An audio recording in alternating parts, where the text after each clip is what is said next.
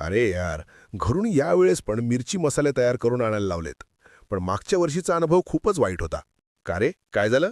कुठून तरी बनवून नेले, पण त्या मसाल्याला चव कमी आणि जळाल्याचा वास जास्त येत होता. अगदी काही दिवसातच मसाले खराब पण झाले. अरे तू ते चक्कीवर दळले असतील म्हणून जळाले. मसाल्याचा खरा अर्क तर कांडप मशीनवरच टिकतो.